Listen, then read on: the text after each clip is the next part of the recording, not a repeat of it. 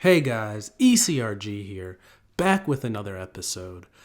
I have been doing a lot of traveling on site recently in the past few weeks, and I've noticed that I've recently gone to a string of sites that could really use some help with what to expect when a monitor comes on site.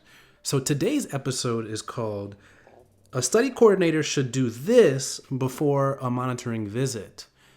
So a lot of people out there are interested in becoming study coordinators, CRAs or monitors, or project managers or whatever the role you might be interested in. But a lot of people have got to understand what goes on site when a monitor goes on site. So a lot of people don't really know, and this obviously takes some time to really kind of understand what's going on. The more you have practiced and the more you have gotten experience in the clinical research industry. So I'm going to go ahead and get started here. And the first thing that a study coordinator should do before a monitor goes on site is enter missing data. This is the main reason that a monitor is coming on site, is to go ahead and clean, screen, not necessarily analyze, but make sure that the data was collected properly and according to the protocol in ICH GCP. That's the main reason why a monitor goes on site, every 6 to 8 weeks or 10 weeks or whatever the monitoring schedule is. But they're going on for data to make sure that the data has been collected appropriately and according to protocol. So the study coordinator has to enter the missing data, because if the monitor goes on site and there's no data in the EDC system, they can't source data verify.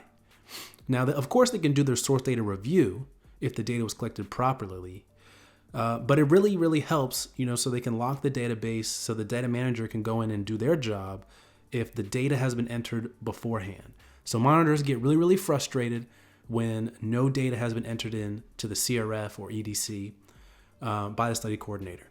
So that's one of the main things a study coordinator should do before a monitoring visit, is to check to make sure that all the data has been entered.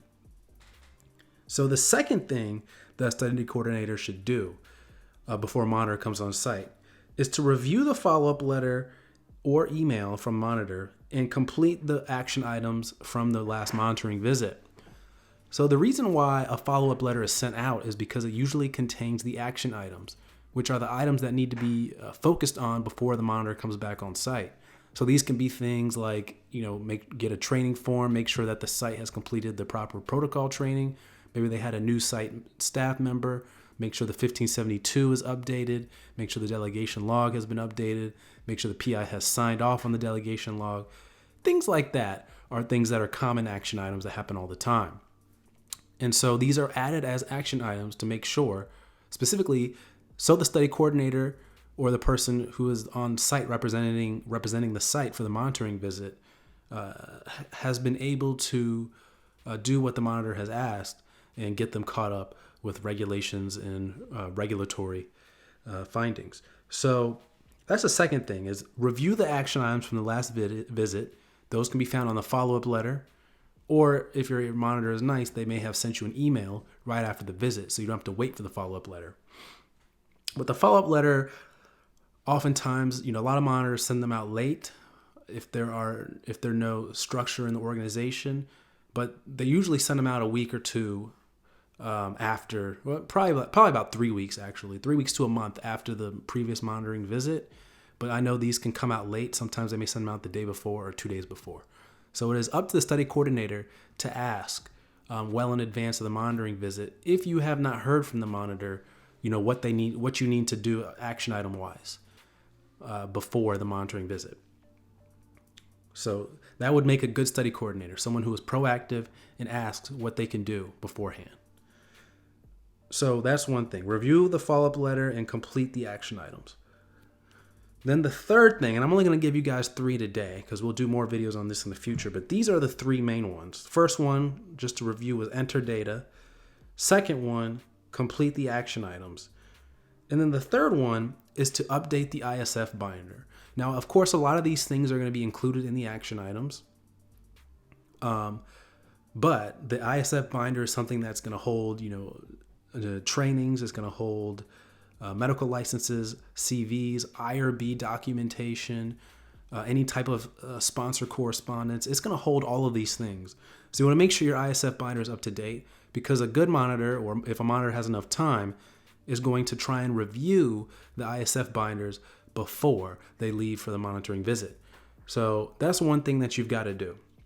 And so when I said number one was to enter missing data, I forgot to mention one thing. When you're entering the missing data, you're also responding to queries from the last monitoring visit. So that's all done in what's called the electronic data capture system. A common one is metadata rave that a lot of people use.